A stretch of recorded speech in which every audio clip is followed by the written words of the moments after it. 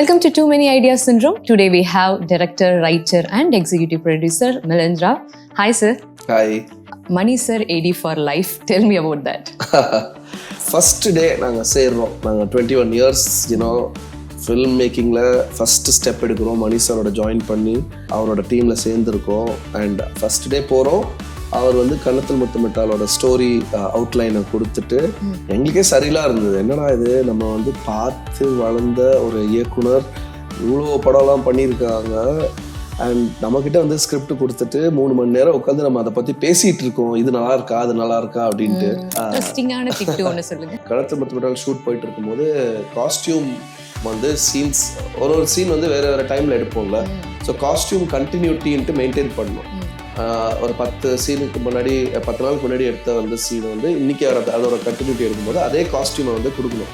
So அந்த மாதிரி நான் தான் காஸ்டியூம் கண்டினியூட்டி பார்த்துட்டு இருக்கேன் ஃபஸ்ட்டு கன்னத்தில் முத்தமிட்டால. ஸோ ஒரு சீக்வன்ஸில் தப்பாக காஸ்டியூம் சாரி கொடுத்துட்டேன். ஏன்னா அது ஆல்மோஸ்ட் சேம் கலரில் இருந்தது சிம்ரனுக்கு ஆக்சுவலாக. அண்ட் இது கீர்த்தனா குழந்தையா இருக்கும்போது அவள் தான் பார்த்துட்டு கண்டுபிடிச்சிட்டு இது அந்த சீனில் இது தப்பாக இருந்தது குழந்தையா இருக்கும் போது. ஸோ அப்போ செம்மையா திட்டுவாங்க. ஏன்னா எப்படி இருக்கும் செட்ஸ்ல Siddharth me like and first day நான் எப்படி ஃப்ரெஷராக அங்கே உட்காந்துட்டு இருந்தானோ சித்தார்த்தும் அந்த மாதிரி ஃப்ரெஷராக தான் உட்காந்துட்டு இருந்தாங்க. And we bonded big time. And அந்த ஃப்ரெண்ட்ஷிப் தான் நம்ம நிறைய படம் பார்ப்போம், நிறைய ஷூட்டில் will be there for each other and all those things. And அந்த ஃப்ரெண்ட்ஷிப் தான் அவளாக ஒரு படமாக மாறிடுச்சு ஆக்சுவலாக. அது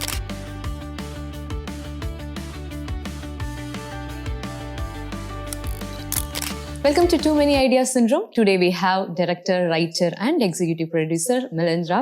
Hi sir. Hi. So Money sir, AD for life. Tell me about that.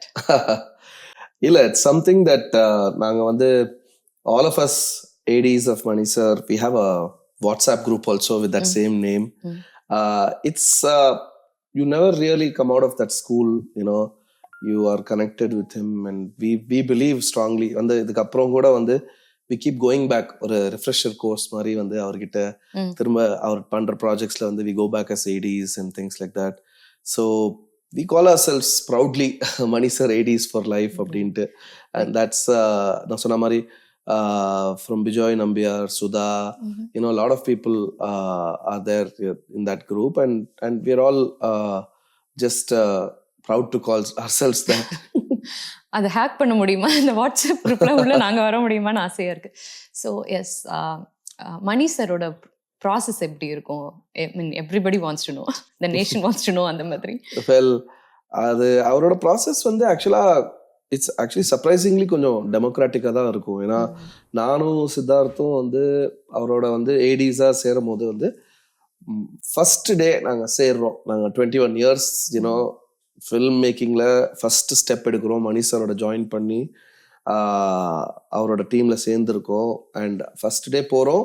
அவர் கன்னத்தில் முத்தமிட்டாலோட ஸ்டோரி அவுட்லைனை கொடுத்துட்டு படிங்கன்னு சொல்லி நாங்கள் 2 பேரும் படித்து அதுக்கப்புறம் ஒரு 3 hour discussion on the story. And எங்களுக்கே சரியில்லாக இருந்தது. என்னடா இது, நம்ம பார்த்து வளர்ந்த ஒரு இயக்குனர் இவ்வளோ படம்லாம் பண்ணியிருக்காங்க. அண்ட் நம்மக்கிட்ட ஸ்கிரிப்ட் கொடுத்துட்டு 3 மணி நேரம் உட்காந்து நம்ம அதை பற்றி பேசிகிட்டு இருக்கோம். இது நல்லா இருக்கா, அது நல்லா இருக்கா அப்படின்ட்டு. So that's the process. He actually கொஞ்சம் டெமோக்ராட்டிக்காக தான் he looks and listens to us and all of those things. But of course he's also extremely like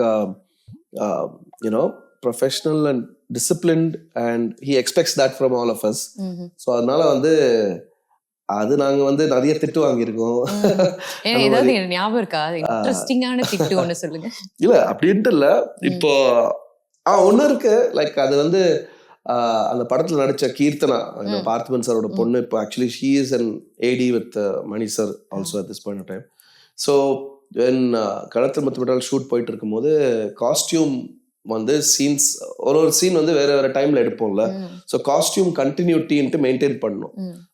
ஒரு 10 சீனுக்கு முன்னாடி 10 நாளுக்கு முன்னாடி எடுத்த வந்து சீன் வந்து இன்னைக்கு அதோட கண்டினியூட்டி எடுக்கும்போது அதே காஸ்டியூமை வந்து கொடுக்கணும்.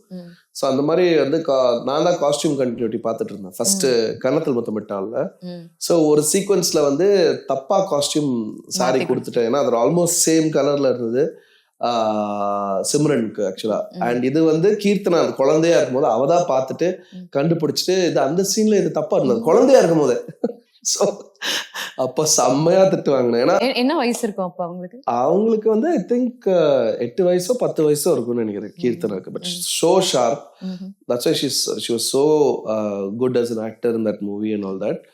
She got an award for that, right? National. Yeah, she got an award. So அவ பார்த்துட்டு சொன்னா இந்த மாதிரி தப்பா இருக்குன்னு சொன்னதுக்கு அப்புறம் வந்து செம்மையா திட்டு விழுந்துச்சு. And it's just a learning கர்வ்ல. I mean then you become more systematic and you learn the process. அது வந்து that is one huge blunder that happened from my end, which was funny இப்போ, பட் அந்த டைம்ல வந்து பயங்கர சீரியஸா இருந்த ஒரு situation. But yeah, so tell us about you and Siddharth. அங்க எப்படி இருக்கும் செட்ஸ்ல? Siddharth and me like வந்து ரெண்டு பேருக்குமே வந்து we were like complete freshers. He had done his MBA and he had come and joined Mani sir, and then I had done my masters in film and television in Australia and joined. And first day நான் எப்படி வந்து ஃப்ரெஷரா வந்து அங்க உட்கார்ந்துட்டு இருந்தானோ சித்தார்த்தும் அந்த மாதிரி ஃப்ரெஷரா தான் உட்கார்ந்துட்டு இருந்தான். And we bonded big time. and அந்த ஃப்ரெண்ட்ஷிப் தான் வந்து நம்ம வந்து நிறைய படம் பார்ப்போம், நிறைய வந்து ஷூட்ல வந்து you know will be there for each other and all those things. And அந்த ஃப்ரெண்ட்ஷிப் தான் வந்து அவள்லாம் வந்து ஒரு படமா வந்து மாறிடுச்சு ஆக்சுவலா. Because we were sitting thinking எங்களுக்கு வந்து ஹாரர் ஃபிலிம்ஸ்லாம் பார்க்கறதுக்கு வந்து பயங்கரமா வந்து we have an interest and we used to watch films together. And all of these films like the Japanese version of the original version of the Ring called Ringu, அதெல்லாம் வந்து உட்காந்து பார்த்துட்டு மச்சான் இதெல்லாம் செம்மையா இருக்குல்ல, எல்லாம் நம்ம ஏன் பண்ண மாட்டேங்கிறோம் அப்படி இப்படின்னு பேசிட்டு இருந்தோம். And then he went on a different trajectory, became a successful actor and everything. And அப்போ கூட நம்ம பேசிட்டு இருந்தோம், ஏன்டா வந்து இந்த மாதிரி நம்ம ஊர்ல வந்து we are not making like proper horror films அப்படின்னு சொல்லி பேசிட்டு இருக்கும்போது why don't we do it அப்படின்னு பேசும்போது it just seemed the most obvious choice actually. So அதுக்கப்புறம் we actually co-wrote the script of Aval together and made the film. And அதுக்கப்புறம் தான், so I'm saying we've been friends for that long, and finally we were able to do something that we felt கொஞ்சமாவது கொஞ்சம் justice அந்த ஜானருக்கு பண்ணோம் அப்படின்ட்டு அவளோட. So நீங்க வந்து கெரியர் இதுதான் என் கெரியர் அப்படின்னு டிசைட் பண்றதுக்கு ஒரு படம் இருந்திருக்கும்ல, நான் டைரக்டரா தான் ஆக போறேன், I am into movie film making அப்படின்னு, அந்த படம் எது?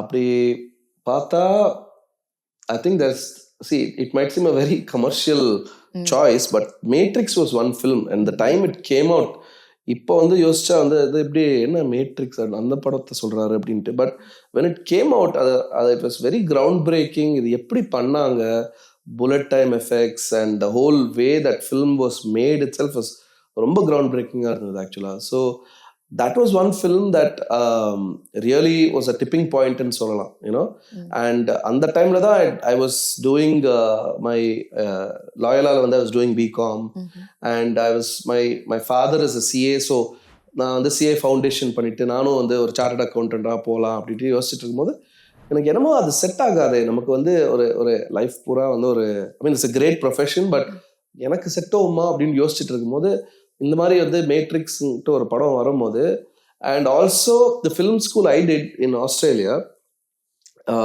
மேட்ரிக்ஸ் வாஸ் ஆக்சுவலி ஃபில்ம்ட் அங்கதான் in Australia, and they were doing a lot of Hollywood films there. And so Warner பிரதர்ஸோட they were having a internship tie up and all those things, so I thought okay நமக்கு வந்து it's a great time to just consider this seriously. And என்னன்னா என்னை நம்பி my parents let me go and do that. அப்போ வந்து I was just 20 years at that point of time ல, but நம்பி வந்து விட்டதே பெரிய விஷயம். So but I went ahead and did that. But I said on the time when I was thinking of this seriously, this film came and the same kind of thing that they shot in Australia, and so that's why I thought I could go there and do the internship. So it all fell into place, I think. And so so அந்த film தான் வந்து tipping பாயிண்ட்னு சொல்ல முடியும் என்னால. Super. Matrix. Yes. So உங்களோட first படம் Kadhal two Kalyanam, it didn't happen right, it didn't release. அது எப்படி ஹார்ட் பிரேக்கிங்கா இருந்துச்சா? ஹவு டு அடுத்த படத்துக்கு வர்றதுக்கு என்ன மோட்டிவேஷன்? ஏன்னா கன்சிஸ்டன்சி தான் ரொம்ப முக்கியம் இல்லையா உங்க ஃபீல்ட்ல? அது அந்த ஜேர்னி சொல்லுங்க. ஆமாமா, it's always heartbreaking because I still say that that's my first, film and I still talk about it everywhere. எல்லாமே வந்து எல்லா இடத்துலயும் பேசுறேன். ஏன்னா நம்ம சில விஷயங்கள் வந்து நம்ம கையை மீறி நமக்கு இருக்கு இல்லையா? அதனால வந்து some circumstances and the film is ready. I still feel that at one point of time I'm going to bring it out onto re-release la nadakudhu. ஆமா. So OTT ல தான் I'm talking about bringing it out and all those things. Yeah. அதுல ஒரு பாட்டு வந்து ரொம்ப பிடிக்கும் அப்படி நிறைய பேர் சொல்லுவாங்க. ஆல்பம் யுவனோட ஆல்பம்லயே வந்து it was one of like a lot of people said they really liked that album a lot. நிறைய சாங் அதுல வந்து ஹிட் ஆயிடுச்சு ஆக்சுவலா. அண்ட் இப்போ கூட எனக்கு வந்து அதை பத்தி ஏதாவது ஒன்று பேசினா, ஒரு போஸ்டர் ஏதாவது ஒன்று ரிலீஸ் பண்ணா கூட we are still waiting for it அப்படின்ட்டு நிறைய பேர் சொல்றாங்க. So I still feel that there is a story there that இன்னைக்கு கூட வந்து it resonates with people. அது வந்து ஏன்னா அந்த படத்தோட ஜேர்னியே வந்து நீங்க வந்து லவ் பண்ணதுக்கு அப்புறம் அதோட எல்லாமே முடியாது. அதுக்கப்புறம் கல்யாணம்னு ஒன்று இருக்கு, அதை 2 ஃபேமிலிஸ் மீட் ஆகணும். அந்த ஜேர்னி வந்து எப்படி அப்படின்ட்டு அந்த ஜேர்னியில் நடக்கிற வந்து வாட் யூ கால் ஃபன்னு, டார்ச்சர் அண்ட் நிறைய விஷயங்கள் வந்து நம்ம வந்து is what the film talks about. அது வந்து இன்னைக்கும் ரெலவெண்ட் தானே. ஸோ அதனால that journey of the film I still feel it's very fresh and but it's the first one. So you always have அது வந்து you don't want to let it go. So what's that one lesson you learned in that movie? One lesson I learned from that is அது வந்து one டைமுக்கு அப்புறம் என்னதான் first film என்னதான் வந்து அட்டாச்சாக இருந்தாலும் you have to let go. ஏன்னா அதுக்குன்னு ஒரு டெஸ்டினி இருக்கு, அதுக்குன்னு ஒரு டைம் இருக்கு, அது வரும். அதான் அதை வந்து அதை பத்தியே இருந்து நம்ம அதுலயே இருந்தோம்னா it will not lead you into a good path. You have to keep moving on. And நமக்கு வந்து நிறைய கதைகள் தோணும், நமக்கு நிறைய விஷயங்கள் பண்ணணும்ன்ட்டு தோணும். And I think what I learn from that is to let go and to keep moving and to keep moving ahead. அப்படிதான் வந்து I think everybody should learn from that experience that I had, that I'd like people to think that they should keep moving ahead அப்படின்ட்டு. ஏன்னா எனக்கு மணி சாரோட interview எல்லாம் மனப்படமா தெரியும். அவர் சொல்ற மாதிரியே இருக்கு. லைக் அவர் அந்த படம் முடிச்சுட்டா நான் திரும்ப போய் பார்க்க கூட மாட்டேன். I move on to next project. அப்புறம் உங்க சுடரி லிரிக்ஸ் எல்லாமே எனக்கு வந்துட்டு போகுது. அதை வந்து அது அங்கேயே விட்டுரு, கொஞ்ச நாள் அதை அப்படியே விட்டுரு, அதுக்கப்புறம் போகும் அந்த மாதிரி. It resonates with that. சரி, let me know about The Village, Arya's web series. So மூவியும் இருக்கு, டாக்குமெண்ட்ரி இருக்கு, எதை கேட்கறதுனே எனக்கு தெரியல. So talking about the village, எனக்கு வந்து 2-3 விஷயம் அதில் வந்து எனக்கு ரொம்ப இன்ட்ரெஸ்டிங்காக பட்டுச்சு. என்னன்னா, ஃபர்ஸ்ட் ஆஃப் இட்ஸ் கைண்ட் வந்து வில்லேஜ் வந்து ஒரு ஆக்சுவலாக வந்து ஒரு கிராஃபிக் நாவல், ஒரு காமிக் புக்.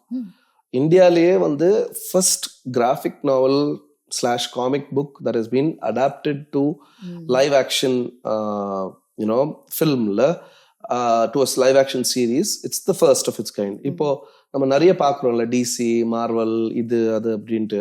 அது எல்லாமே காமிக் புக்ஸ்லேருந்து வந்து பல வருஷமா வெஸ்ட்ல வந்து இங்க யூஎஸ்ல வந்து அது பண்ணிட்டே இருக்காங்க. பட் நம்ம ஊர்ல வந்து அது பண்ணதே இல்லை. So I felt that was the first challenge. ஒரு காமிக் புக்லேருந்து ஒரு இது விஷயத்தை அடாப்ட் பண்ணா எப்படி இருக்கும் அப்படின்ட்டு. செகண்ட்லி வந்து ஒரு சீரீஸ், அது வந்து இதுவரையிலும் வந்து நான் பண்ணது வந்து what do you call it, feature films இல்லையா. சீரீஸ் ஸ்டோரி டெல்லிங் அது டோட்டலாகவே டிஃப்ரெண்ட். ஏன்னா அதோட ரைட்டிங்கே டிஃப்ரெண்ட். நம்ம ஃபில்ம் மேக்கிங்காக பார்த்தீங்கன்னா ரெகுலராக நம்ம ஷூட் பண்ணுற மூவிஸ் மாதிரியே நம்ம அதை ஸ்கெடியூல் பண்ணி ஷூட் பண்ணிடலாம். ஆனால் அதை வந்து எழுதுறது கம்ப்ளீட்டாக ஒரு டிஃப்ரெண்ட் ப்ராசஸ். ஏன்னா எல்லா எபிசோட்ல வந்து ஒரு ஹுக் பாயிண்ட் இருக்கணும். அடுத்த எபிசோடுக்கு வந்து the viewer should be leading into that.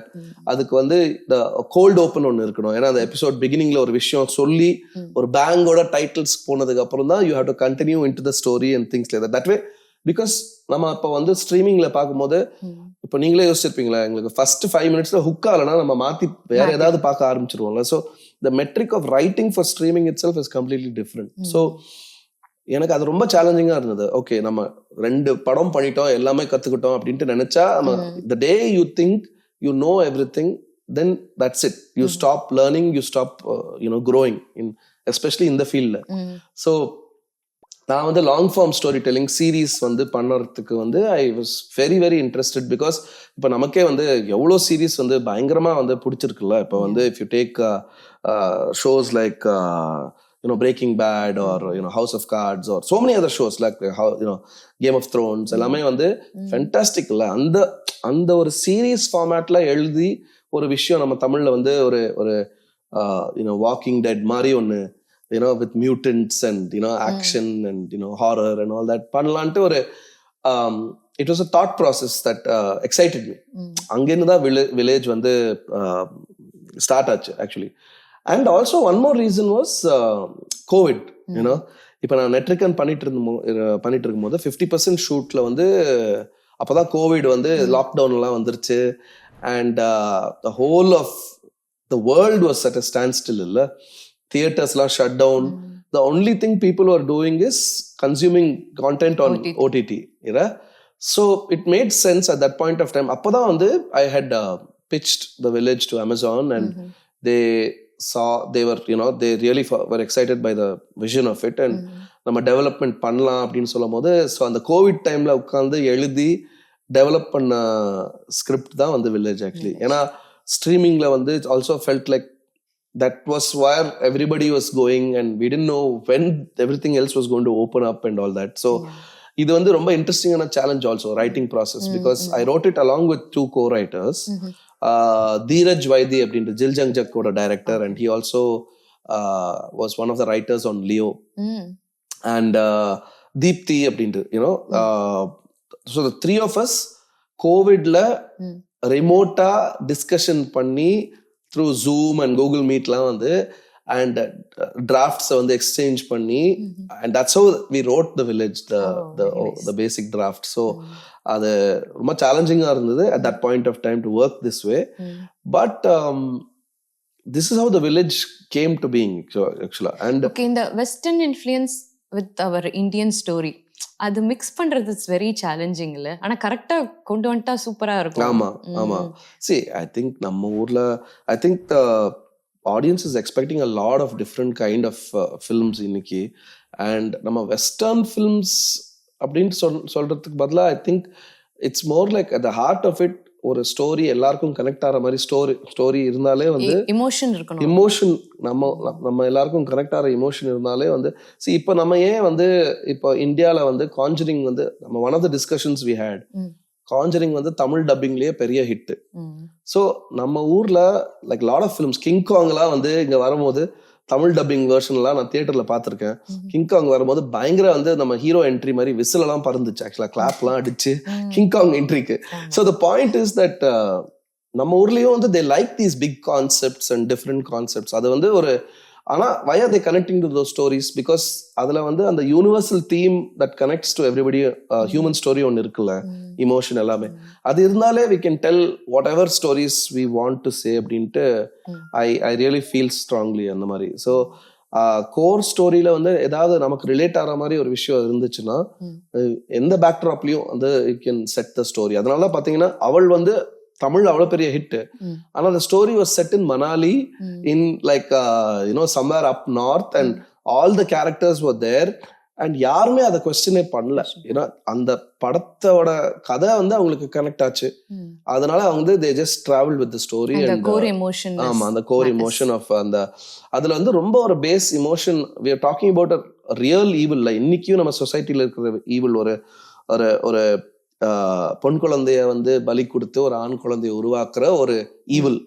அது நம்ம சொசைட்டில வந்து இன்னைக்கும் வந்து அந்த ஒரு ஈவில் வந்து இருக்கு ஆக்சுவலா. So I think it connected on a very emotional level also to the audience, at the core of it, எந்த ஈவில் அட்ரஸ் பண்றோம் அப்படின்ட்டு. ஹாரர்ல if you connect to an evil which is very real that people can understand, அது it will reach people even more அப்படின்ட்டு எனக்கு வந்து I have a strong belief in that. So multiple reasons why they didn't, because the core story was something நம்ம ஊர்ல எங்க போனாலும் அந்த விஷயம் புரியும் அண்ட் கனெக்ட் பண்ணுவாங்கல்ல, இது தப்பு, இது நிஜமாவே வந்து இது ரொம்ப பெரிய தப்பு. ஆமா, ஸோ அதனால I think we can tell those kind of Western stories also. At the core of it, எல்லாருக்கும் நமக்கு கதை ரீச் ஆகிற மாதிரி கதை தான் சொல்ல முடியும்னு தோணுது. Super. So coming back to Mani sir, ஏன்னா நீங்கள் இதை சொல்லும்போது உங்களோட மூவி அந்த கலர் இதெல்லாம் பார்க்கும்போது எனக்கு ஆயுத எழுத்துல அந்த 3 கலர்ஸ் வந்திருக்கும், ஒவ்வொருத்தருக்கும் அந்த ரெட், ப்ளூ அண்ட் க்ரீன். அதெல்லாம் எந்த அளவு மணி சார் ஃபேன்னா, என் பாட்டியோட அந்த படத்தை போய் பார்த்துருக்கேன். ஓகே. அப்பா அம்மாவோட படம் பார்க்குற மாதிரிலாம் இப்போலாம் வரதே இல்லைன்னு சொல்லி பாட்டியோட அமிச்சாங்க. Very intelligent plan.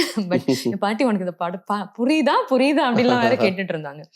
ஸோ அதில் வந்து ஜார்ஜ் ரெட்டி அந்த அவரோட போர்ஷன், ஃபர்ஸ்ட் சூர்யா போர்ஷன், அதெல்லாம் நீங்கள் ஒர்க் பண்ணியிருக்கீங்களா? லைக் எந்த மாதிரி ஒர்க் பண்ணியிருக்கீங்க அந்த படத்தில்? ஐ மீன் ஃப்ரம் ஸ்டோரி டிஸ்கஷன்லேருந்து ரிலீஸ் வரலும் நான் வந்து ஃபுல்லாகவே எண்ட் டு எண்ட் ஒர்க் பண்ணியிருக்கேன் அந்த படத்தில். ஸோ அது வந்து ரொம்ப சேலஞ்சிங்காக இருந்தது. ஏன்னா அவங்க வந்து on the discussion stage itself, Mani sir with Ravi K Chandran sir, who was a cinematographer of that film, they decided they wanted to split it into primary colors, RGB, red, green and blue. Because that's a very primary. போஸ்டரே பயங்கர viral. ஆமா செம்மையா இருக்கும். அது வந்து ரொம்ப clear design thought and way of presentation and all those things. So அது வந்து நம்ம செட் டிசைன்லேருந்து ப்ராப்ஸ்லேருந்து காஸ்டியூம்ஸ்லேருந்து எல்லாமே வந்து we had to keep that color palette in mind. So அப்போ it was a big learning about how color palette can influence so many things about kind of the tonality of your film and all of that. அப்படின்ட்டு it was a big eye opener. எனக்கு ஒரு லேர்னிங்காக இருந்தது ஆக்சுவலாக. But it was very planned. It was அது வந்து நம்ம வந்து ஏதோ அப்படியே நடந்துச்சுன்ட்டுலாம் ஒன்றும் இல்லை. அந்த செட்ஸோட கலர்ஸ்லேருந்து கொடுத்த காஸ்டியூம்ஸ் வந்து it's not like something that அந்த கலர் பேலட்குள்ளேயே இருக்கணும். இப்போ நாங்கள் வந்து exactly. So you know if you have like அந்த ரெட், மாதவனோட ரெட் அப்படின்னா that be like earth colours and red, browns and அந்த பேலட். ஆமா. So will have those kind of you know very earthy colour palettes. அவங்களோட பேக்ரவுண்டும் வந்து ரொம்ப ராவா ரஸ்டிக்கா இருந்துச்சுல்ல. ஸோ அந்த ஒரு rust and earth and browns and music கூட அந்த டோனாலிட்டி. ஆமா, everything was I was amazed to see அந்த மாதிரி ஒரு vision Mani sir had to kind of bring all of that. It was huge learning for me as such too. But it was all planned, and then we had to kind of execute that plan. So it was a lot of learning. இல்ல music ஏ ரஹ்மானோட உட்கார்ந்து பாத்திருக்கீங்களா? அவர் எப்படி பண்ணுவாரு? ஆமா. And it's like I don't know what else to say, but it's sheer genius. அது வந்து you know அந்த I was there in all the songs recording timeல எல்லாமே. And it's like a process that evolves. நமக்கு வந்து சிலதெல்லாம் நமக்கு ஷூட்டுக்கு already அவங்க discuss பண்ணியிருப்பாங்க. ஷூட்டுக்கு வந்து it will come there and you know Mani சரோட heard the scratch track. And அப்போ ஃபர்ஸ்ட் டைம் ஷூட்ல கேட்கும் போது it will be like I opening and all that. But சிலதெல்லாம் வந்து லைக் யாக்கை திரியெல்லாம் வந்து அது ஸ்டுடியோவில் வந்து ஒர்க் பண்ணி லிரிக்லேருந்து it just kind of evolved into something. Because அதான் நீங்கள் பார்த்தீங்கன்னா அந்த சாங் யாக்கை திரியும் அந்த segment of story was very modern and needed to have that kind of like EDM kind of அந்த ஒரு you know feel to it and needed to be அந்த ஸ்பேஸ்ல தேவைப்பட்டுச்சு. அதே அதுக்கு டைரக்ட் ஆப்போசிட் வந்து ஒரு ஜனகணமன மாதிரி ஒரு பாட்டு which needed to inspire people, or a revolutionary song and all that la. So just and the oru soundtrackliye வந்து there'll be so many various different kind of genres ன்னு சொல்லலாம் actually. you know நெஞ்சமெல்லாம் காதல் ஒரு மாதிரி இருக்கும். ஆமா. சண்டைக்கோழி வேற மாதிரி. ஆமா, சண்டைக்கோழி ரொம்ப ஃபோக்கா இருக்கும்.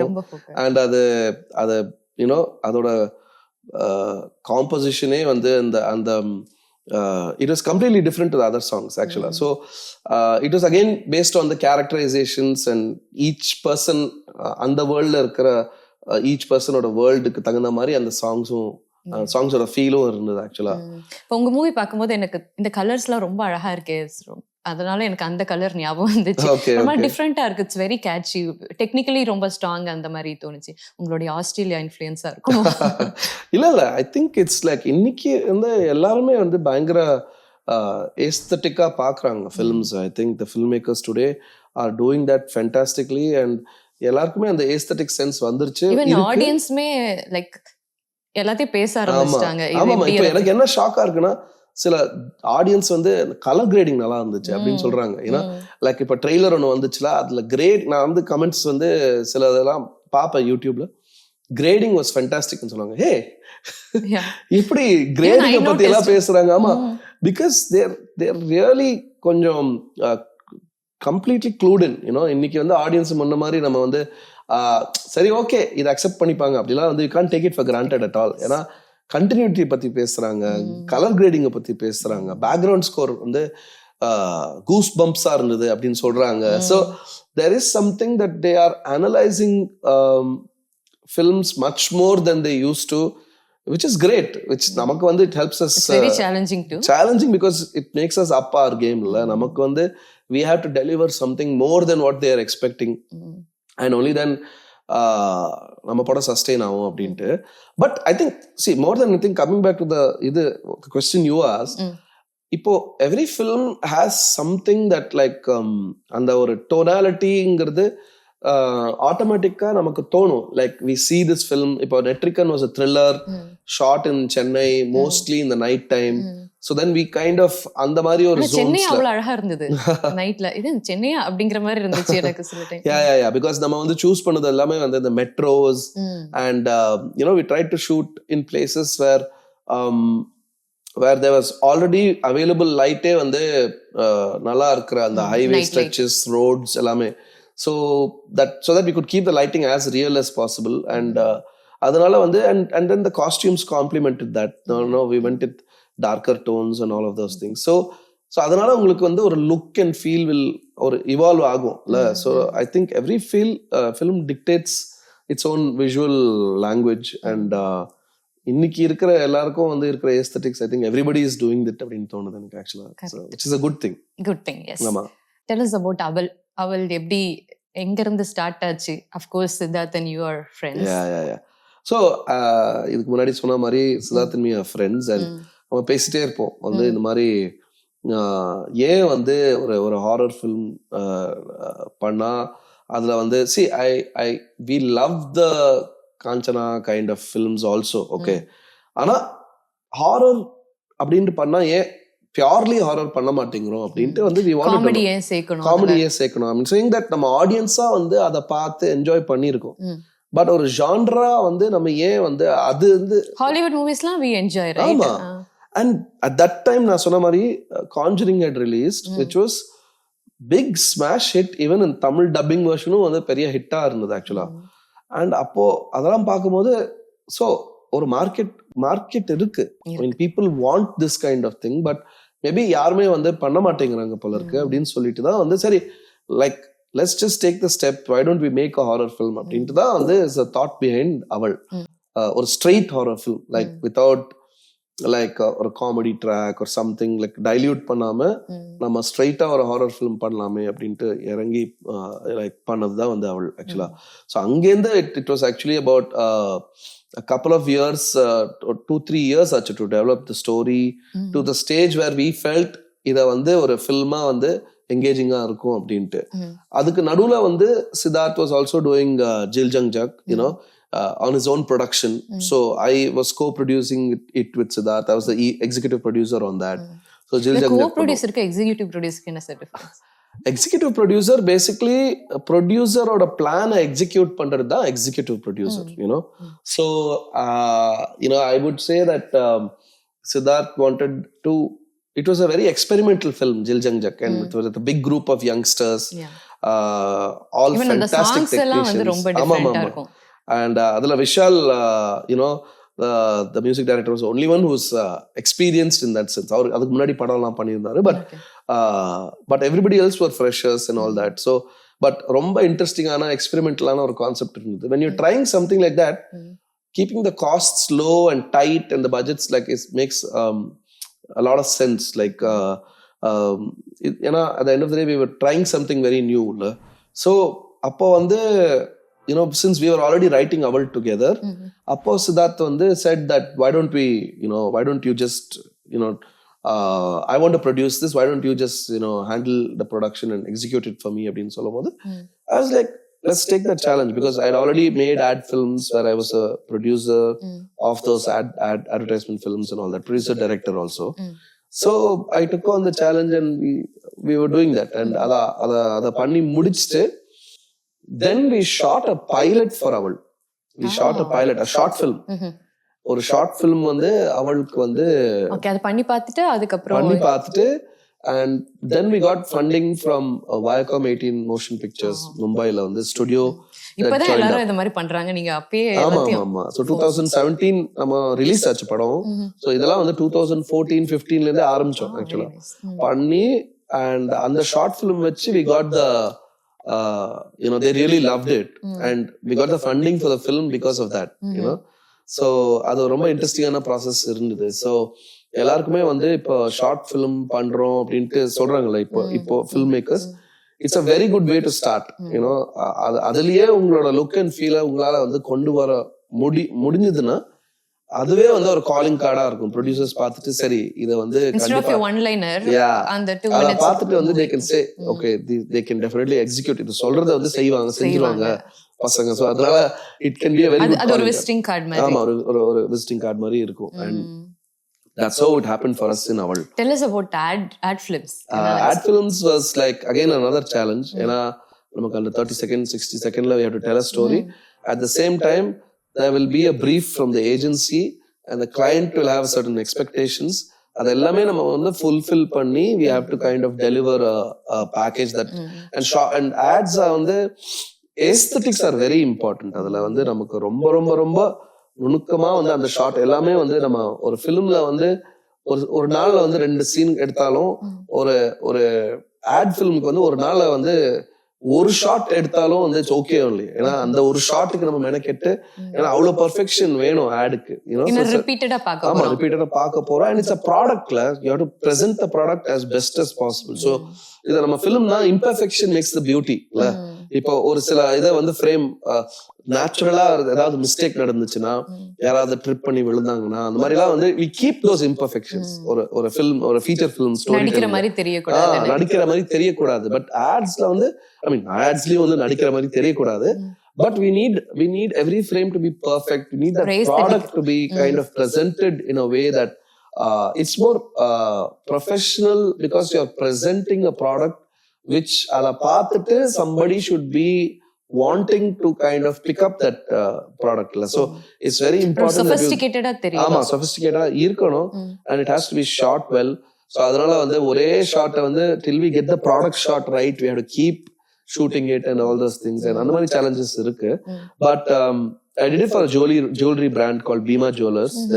And they are a 100-year-old legacy brand actually. So it was challenging to fulfill the agency's அவங்களோட ஸ்கிரிப்டோட வந்து ஸ்டோரி போர்டை வந்து we had to kind of shoot that. So one of my first ads was with Rakul Preet. அப்போ வந்து she had not yet become a actress. She was a very good model and popular model, but she had not yet become an actress. And another adல வந்து ராதிகா சரத்குமார் மேமோட வந்து பண்ணியிருக்கேன். And she was so easy to work with. And அவங்க வந்து ஆமாமா. And தாய்க்கிழவி பாத்தீங்களா? தாய்க்கிழவி இன்னும் பார்க்கலையே, நான் இங்க தானே இருக்கேன் release. I really wanted to go back and see it in நான் பார்த்துட்டேன் Thursday ரிலீஸ். Oh அப்படியே okay okay. நான் முன்னாடி ரிலீஸ் ஆயிரும். ஆமாமா, but I've been traveling for the workshop. I've been traveling from Seattle to இது so there's been no time to just sit back and relax. So but I've been tracking it. எனக்கு வந்து டெஃபினட்டா போய் பார்க்கணும்னு இருக்கு. I'm definitely going to go back and watch it. But அந்த மாதிரி so work with different people and the work is more intensive than film in terms of just aesthetics and அந்த மாதிரி விஷயங்கள் எல்லாமே. அண்ட் ஒரு 60 செகண்ட்ஸ்ல அந்த ஸ்டோரியை வந்து ஒருத்தரோட ஸ்டோரி போர்டை ஒருத்தரோட ஏஜென்சியோட ஸ்டோரியை நம்ம எக்ஸிக்யூட் பண்ணி கொடுக்கணும். and as a producer also it was good learning experience to be able to execute that you know the budgeting and all those things. and அதுதான் நமக்கு வந்து ஒரு learning ground. அதுல வந்து கத்துக்கிட்டதான் வந்து we are able to apply it to feature film. okay, so ஒரு நாள் வந்து ஒரு 2-3 நாள் ad shoot பண்ணாலே நமக்கு வந்து entire ஏன்னா the process is all the same. film makingல எல்லாத்துலயுமே வந்து writing is different but the process is all the same. நீங்க வந்து ஷூட்னா வந்து the way you organize a shoot is pretty much எல்லாமே சேம் தானே. இப்போ கூட இந்த ஷூட்டு கூட வந்து நமக்கு லைட்ஸ் வந்தோம், க்ரூ வந்தோம், உட்கார்ந்தோம், ஃப்ரேமை பார்த்தோம், டிஸ்கஸ் பண்ணோம், எப்படி என்ன பேச போறோம்ட்டு. and then we started. It's pretty much the same with everything else also. You talk with your crew, with your team, discuss how you want to shoot it, what is the frame, what are we going to talk about, and end of the day you have like a finished content la. So but you learn the what do you call it, the basics of production. இது எப்படி வந்து பட்ஜெட்டை control பண்ண முடியும், what do you need to do அப்படின்ட்டு it was a learning ground for me which I could use in my documentary, I was also the showrunner on The Village actually. Showrunner na, I was the creative producer also. So controlling budgets on that, controlling it on Jil Jal. How do you handle all those things? How do you juggle everything? Director, writer, producer, எல்லாமே பண்றீங்களே எப்படி? இல்ல, because I think each thing happens at a separate time. So அதனால writing work முடிச்சதுக்கு அப்புறம் you move on to directing. So அதுல வந்து ஒரு funny விஷயம் என்னன்னா, வில்லேஜ்ல வந்து பயங்கரமா எழுதிட்டோம். இது வந்து ஒரு வேர்ல்ட கிரியேட் பண்றோம், அதுல வந்து மியூட்டன்ஸ் இருக்காங்க, இது அது எல்லாமே எழுதி முடிச்சிட்டோம். அமேசான் படிச்சுட்டு நல்லா இருக்கு, கிரீன் லைட் பண்ணிட்டாங்க. இப்போ டைரக்டர் ஹேட் போடும் போது நான் யோசிச்சேன், இது நான் எப்படி எடுக்க போறேன், எனக்கு ஒண்ணுமே புரியலையே, இதை எப்படி எக்ஸிக்யூட் பண்ண போறேன் அப்படின்ட்டு ஒரு it kind of. So you have different hats. So ரைட்டரா இருக்கும் போது நம்ம அதை பத்தி எல்லாம் யோசிக்க மாட்டோம். பட்ஜெட் லைக் இது எப்படி டைரக்ட் பண்ணி இதை எப்படி வந்து like bringing it to life, அதெல்லாம் வந்து just right, because that's the stage you have no restrictions and எல்லாமே. So how do you pitch to Amazon Prime and all those things? Okay, so OTT is like, இப்போ OTTல நான் படம் பண்ணிடுறேன், at least எனக்கு ஃபுல்லா பண்ண முடியாட்டாலும் அப்படின்னு யாராவது நினைக்கிறாங்கன்னா அவங்க என்ன ப்ராசஸ் ஃபாலோ பண்ணுங்க? So they have something that some norms and all that. அதுக்குள்ள வந்து we have to give a pitch deck. And the pitch deck has to have a complete overview of your project, a log line or a synopsis or a episode, the season or arc, suppose 6 episodes na, and 6 episodes oda kada irukonu adala, and overall overview of the main characters of the show. And main enna paapanga na multiple seasons ku வந்து என்ன potential இருக்கு இந்த கதையை வந்து நம்ம எப்படி வந்து அடுத்தடுத்து கொண்டு போறோம், செகண்ட் சீசன்ல, தேர்ட் சீசன்ல. So if they see all of this in one pitch deck la with a mood board, visually இப்படிதான் இருக்கும், இது இப்படிதான் இருக்கும், இப்படிதான் இருக்கும் அப்படின்னு பிரசன்ட் பண்ணோம்னா, then if they feel that இது எக்ஸைட்டிங்கா இருக்கு, இது நமக்கு வந்து நம்ம பிளாட்ஃபார்முக்கு நம்ம பாக்குற ப்ரோக்ராமிங்க்கு வந்து if they feel that it works, then that pitch deck they will then have a meeting with you to say that yes, okay, we liked your pitch deck, we'd like to put it into development ன்னு சொல்லுவாங்க. So அந்த development phases வந்து நீங்க இப்போ ஒரு ஐடியாவா சொல்லிருக்கீங்கல்ல, 6 episodes வந்து இப்படிதான் ஓபன் ஆகும், இப்படிதான் முடியும் அப்படின்ட்டு, இப்போ உட்காந்து we have to write out those episodes ஃபுல்லாவே. So அந்த development phaseல ஃபுல்லா 6 எபிசோடோட ஸ்கிரிப்ட் ரெடி பண்ணிட்டு ஃபுல்லாவே வந்து கொடுத்தோம்னா, அங்க அவங்களோட creative team will go through it and they'll feel that okay, this is good, we can lock the script and decide பண்ணாங்கன்னா, then we do a budgeting on it. And இந்த script வந்து வந்ததுக்கு அப்புறம் பட்ஜெட்டிங் பண்ணதுக்கு அப்புறம் we'll get to know இது இந்த காஸ்ட்ல வந்து லேண்ட் ஆகும். And if all that works for them, they will put it into production, the next phase. So இதுதான் ஒரு process. So it's a long process. நம்ம வந்து ஓடிடிக்கு வந்து நம்ம ஷோஸ் பண்றோம், நீங்க ஒரு ஷோ சும்மா கிளிக் பண்றீங்கன்னு வச்சுக்கோங்க, அதுக்கு பின்னாடி வந்து பல வருஷம் ஒர்க் போயிருக்கு ஆக்சுவலா. ஏன்னா அவங்க ஃபர்ஸ்ட் இந்த நீங்க கிளிக் பண்ணிருக்கிற ஷோவோட ஐடியாவா பிட்ச் பண்ணிருக்காங்க, அத பிட்ச் டெக்கா அப்ரூவ் ஆயிருக்கு, அதுக்கப்புறம் அதோட ரைட்டிங் வந்திருக்கு, அதுக்கப்புறம் அதோட பட்ஜெட்டிங் முடிச்சுட்டு தான் அது ஷூட்டிங்கே போயிருக்காங்க. So it's much more than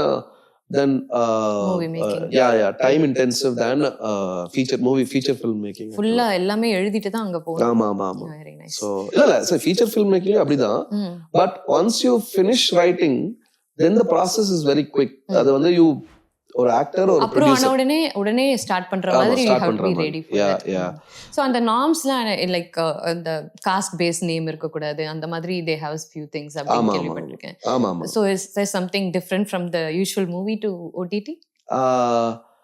இல்ல, see அவங்களுக்கு வந்து சில பேர் அது வந்து ரொம்ப ரெஸ்ட்ரிக்டடா இருக்குன்னு சொல்றாங்க, but I feel that இன்னைக்கு இருக்கிற நம்மளோட அட்மாஸ்பியர்ல ரொம்ப சென்சிட்டிவா இருக்கிற எல்லாருக்குமே வந்து எல்லா விஷயமுமே வந்து ஒரு பிரச்சனையா இருக்கும் போது, நம்ம வந்து இப்ப என்னாச்சுன்னா சில டைம்ஸ்ல வந்து FIR ஃபைல் பண்றாங்க and they have to kind of really take that show off the air Personal அவங்க எடுத்துக்கிறது. ஆமா ஸோ அதனால இந்த மாதிரி நிறைய நடந்திருக்கு to many OTTs and all those things.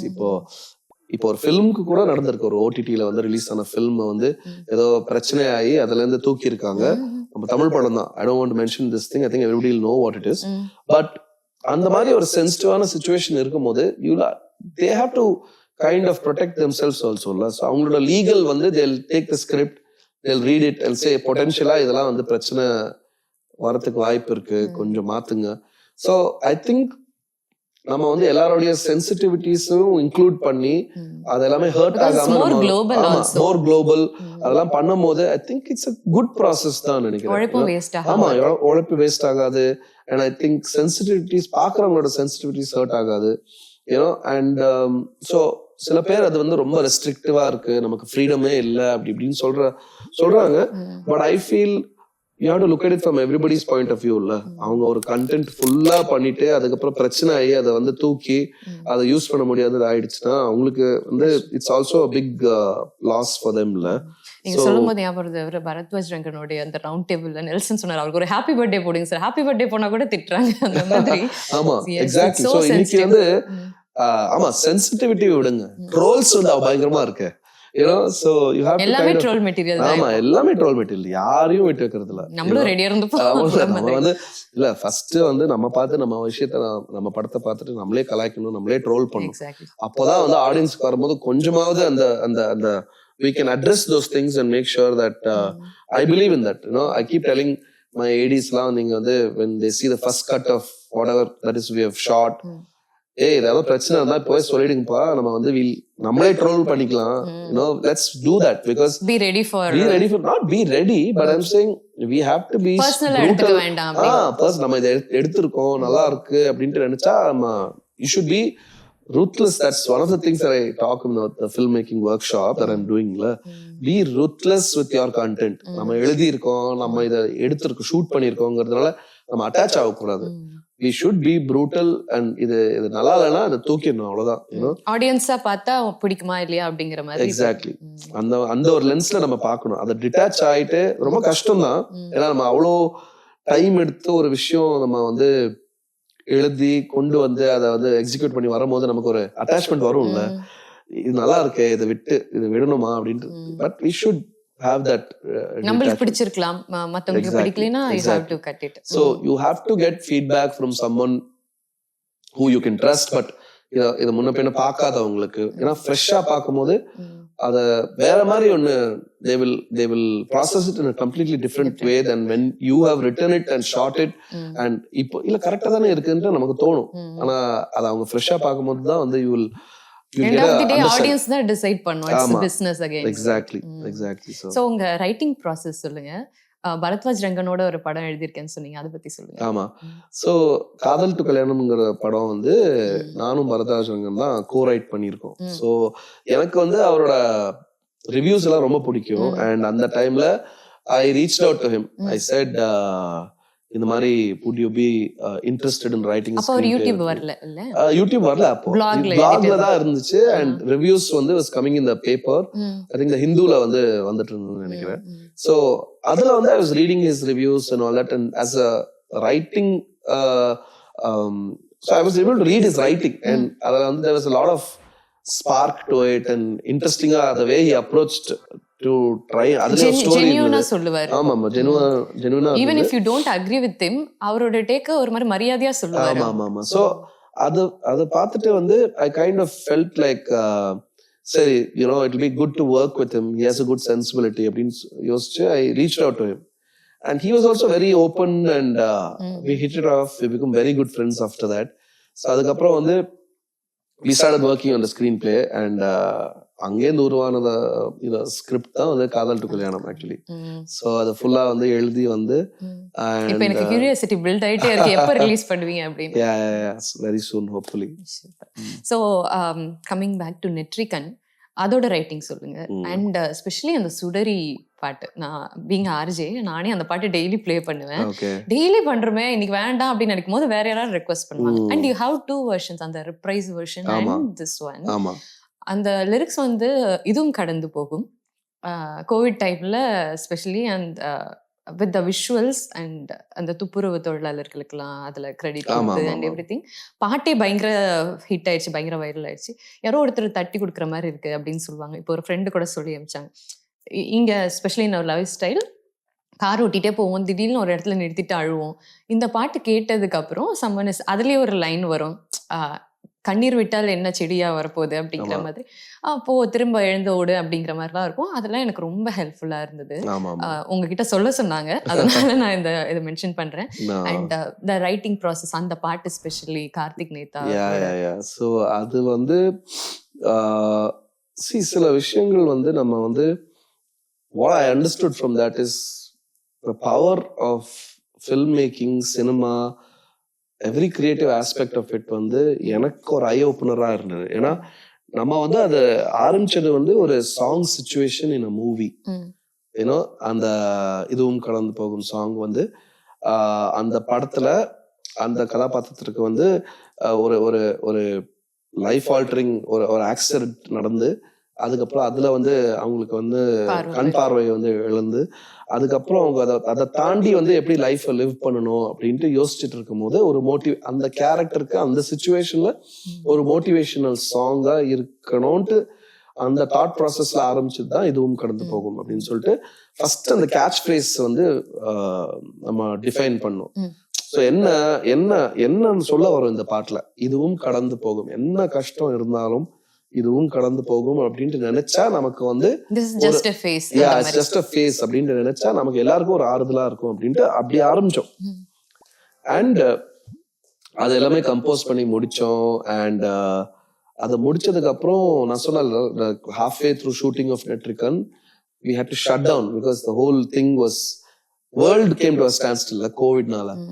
And by then we had composed the song actually, you know. அப்போ அந்த டைம்ல வந்து நமக்கு வந்து ரிலீஸ் பண்ணணும்ட்டு ஷூட் பண்ணல. சோ அதனால தான் வந்து we did a lyric video. ஏன்னா we wanted to release the song because அது கேட்க எங்களுக்கே வந்து இந்த டைம்ல வந்து எல்லாருக்கும் it will be ஒரு it feels like it will do something அப்படின்ட்டு ஆறுதலா இருக்கும்னு எங்களுக்கு தோணுச்சு. And we were seeing such inspiring stories of எல்லாருமே இல்ல, இந்த ஹெல்த் கேர் ஒர்க்கர்ஸ், யூனோ, ஆமா டாக்டர்ஸ் எல்லாருமே வந்து அவங்க பார்ட்டை பிளே பண்ணிட்டு இருக்கும் போது அதுக்கு ஒரு ஒரு ஒரு ஹோமாஜ், ஒரு யூனோ ட்ரிபியூட் ஒன்று பண்ணணும்னு தோணுச்சு. And I mean that was also very well thought out by Vignesh Sivan also. To be fair, he was the one who was like, நம்ம ஏதாவது ஒன்று இந்த மாதிரி ஒன்று பண்ணலாம் அப்படின்னு சொல்லிட்டு இருந்தாரு. And I felt like இந்த சாங் would resonate கரெக்டா இருக்கும்னு தோணுச்சு. And then we got a very very good வெங்கின்ட்டு ஒருத்தர் இருக்காரு. he's doing most of the lyric videos, பியூட்டிஃபுல்லா இருக்கிற லிரிக் வீடியோஸ் இப்போ பாத்தீங்கன்னா அவர் தான் பண்ணிட்டு இருக்காரு. so he kind of we worked with him during COVID. பல வெர்ஷன்ஸ் போயிட்டு அப்போ ஃபைனலா லேண்ட் ஆன வெர்ஷன் தான் இப்போ நீங்க அந்த நம்ம ரிலீஸ் பண்ண வந்து அந்த லிரிக் வீடியோ ஆக்சுவலா. அண்ட் அதை ரிலீஸ் பண்ண அடுத்த செகண்ட்ல இருந்தே வந்து it was viral. Because and viral in a way where expect பண்ணாத அளவுக்கு வைரல் வந்து people are saying that they lost someone and this song வந்து அவங்களுக்கு ஆறுதலா இருந்தது. கோவிட்ல they lost someone to Covid and இந்த சாங் வந்து ஆறுதலா இருந்தது. கோவிட் முடிஞ்சதுக்கு அப்புறம் கூட இன்னைக்கும் போய் பார்த்தா நியூ கமெண்ட்ஸ் வரும்போது கூட கேட்டுட்டு, ஆமா எனக்கு வந்து ஒரு பிரச்சனை இருந்தது லைஃப்ல, இந்த பாட்டு கேட்டுட்டு தான் வந்து எனக்கு வந்து இன்ஸ்பயர் ஆயிட்டு திரும்ப டெய்லி கேட்டுட்டு இருப்பேன் அப்படின்னு இன்னைக்கு வரலும் வந்து அதை வந்து கேட்டுட்டு இருக்காங்க. So I just feel that very humble. நமக்கு வந்து நம்மளால வந்து இந்த ஒரு விஷயம் நம்மளால வந்து பண்ண முடியும், like in film making and working with people as a team and creating some art that will resonate so much with people. Yeah. Actually that was that was always the intention.